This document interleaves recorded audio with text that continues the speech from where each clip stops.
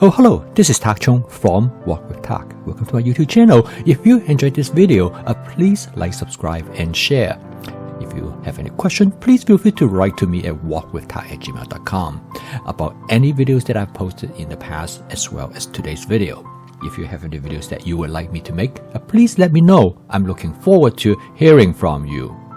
Rebecca likes the farmer's market because she can get fresh eggs, something like this, and she feels that they actually taste better. And she also likes all kinds of vegetables that are present in the farmer's market. And she will pick up and with full intention that she's going to cook them pretty quick. But quite often she tends to set them in the refrigerator and she forgot about them. And a lot of time, for example, if you want to cook any dishes with this fresh vegetable, she has to look up a recipe. And that takes time. And some of the dishes might take quite a bit of time for her to put together.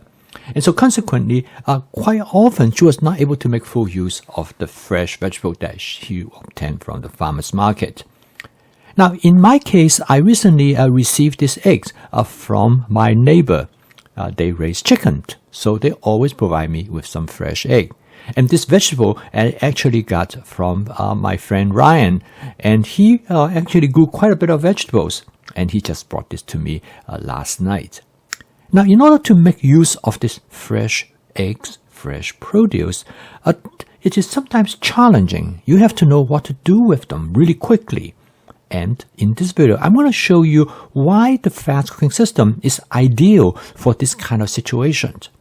Now, today, most of us don't need to cook anymore. But however, having the ability to cook really very helpful when you run into situations like this. And after I adopt the fast cooking system, Becky has no problem in cooking with all these vegetables because using template-based cooking of the fast cooking system, she's able to make substitutions in her templates to create variations and also to adapt to whatever that's available to her. Now in this video, I'm going to demonstrate to you how to cook this very simple egg scramlet to make use of the egg that my neighbor gave it to me, as well as to make use of the pepper. So the first thing I did is that he gave me quite a few different kinds of pepper, which is great. And I cut them up into small pieces because I'm going to use in both the egg dish as well as a beef stir-fry dish. And for cooking this meal, I do not do advanced prepping. The first of the dish I'm going to cook is eggs. I use 4 eggs. And this is a simple scrambled dish. I'm going to season the dish with my Walk with Tak basic seasoning mix. And this works really well with eggs. It gives egg a very nice umami flavor. And next, I'm going to put some of the pepper that I cut up. Now, you notice that I have different kinds of peppers because Ryan gave me several different types of peppers. I thought it would be fun to mix them together. And then I add some cheese. And this is a cheese that actually contains 3 different kinds of cheese. And they have been sliced up into thin pieces, which that's how I purchase it. This will give the egg a nice cheese flavor, which my wife really enjoy. Now this dish is very simple to make. The reason they call it scrambled, as you can see, it is really a cross between a scrambled egg and an egg omelette. I simply fold the egg over and this creates almost a omelette-like, but this is not like a typical omelette. And now the dish is done. As you can see how simple it is to cook this dish. Instead of using a recipe to cook this dish, I use a template. A template is the egg scrambled template. And by varying the ingredients, in this case, I use pepper as well as use an assortment of cheese to create this dish. In the future, I can substitute other items to create this scramlet. Now, Ryan also gave me some broccoli from his garden. This broccoli looks great. Broccoli is one of my favorite vegetables. And in the past, every time I go to a farmer's market, I always look for broccoli that grown in the home gardens. And there are different varieties of broccolis, and some of them are more flavorful than the others. Now, the commercial brand is quite different from this particular one that Ryan has been growing. So I'm really looking forward to try it. Now, after I cut up the broccoli, I wash it. And this is the dish that I'm going to cook. I'm going to cook a dish that with beef, broccoli, pepper, as well as some fermented black soybean, which has always been my wife's favorite.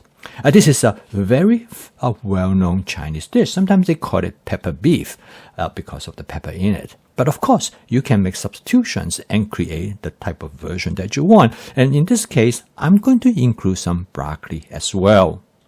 The cut of beef that I'm going to use in this dish is some top sirloin tip. Now, I already have this beef prep in advance. I cut them into the size that I want. And I freeze them in a Ziploc sandwich bag in the quantity that I want to use. And I freeze them in a very thin layer. So this will allow me to thaw them out very quickly. Now, in cooking this dish, one of the important things is that you have to get the oil as hot as possible because you want to sear the meat. And in this case, as you notice that as soon as I put the beef into the wok, they cook almost immediately. Now, but this part is really important. You do not want to cook them all the way done. And I'm going to add a little bit of fermented black soybean. And now the beef is probably about 50% cooked. I immediately add the broccoli to the beef. Now, this is important because by adding the broccoli, it will lower the temperature of the oil. Now, you remember when I first put it in, it seared the beef, but now I want to cook the beef slowly, and by adding the vegetables, it will allow you to control the temperature. And by this time, I turn the heat to about medium or medium-low, and I continue to cook it. While I'm cooking the vegetables, the beef is being cooked very slowly. Now, you notice that I add the broccoli at this point, and the broccoli which I add, which is going to be slightly crunchy after I cook it, and that's how I like it. Now, if you want your broccoli to be a little bit softer, then you have to take a slightly different approach. In this case, you might want to cook your broccoli in advance. You cook the broccoli to the texture that you want before you combine it together. The dish is essentially done. I shut off the heat. I'm going to season the dish with a combination of about 1 tablespoon of oyster sauce. And this is followed by about ½ tablespoon of hoisin sauce. Now, I put all my sauce in a squeeze bottle, so I don't have to measure it. And most of the time, by feel, I know how much I want to add. And that's probably the best way how you season your dish.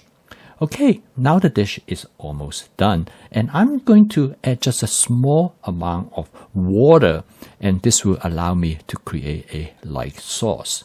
So as you can see, this dish is very fast to cook. Well, for 2 reasons. One is that the beef takes almost no time to cook, and you do not want to overcook it. And secondly is that I want my broccoli to be crisp, so I do not want to cook them too long. And of course, the pepper do not need much time to cook as well. Now, using this type of approach, you can make adjustment to anything that you want. For example, like this dish, instead of using broccoli, you can use a snow peas, which I have done in the past. Instead of using pepper, you can use mushroom. There are many different possibilities. And in this case, both of the pepper and the broccoli came from Ryan's garden. So I thought it would be great for me to combine them together. Now, this is the advantage of home cooking, because with home cooking, you can cook the type of dishes using the type of ingredients that you want. In this case, using ingredients that are freshly come from the garden. And if you don't know how to do this kind of home cooking, you will not be able to take advantage of this valuable resource. Okay, I post a video each day to help you to make home cooking as part of your daily routine using my fast cooking system, so you can have a viable alternative to fast and ultra-processed food, as well as to food come from the restaurant. And the advantage of all this is that you can fully control what you want to put into your body. And also, you can cook food exactly the way how you like it. So if you'd like to learn more about this cooking system, please subscribe to this YouTube channel. So keep on cooking, and I will see you tomorrow.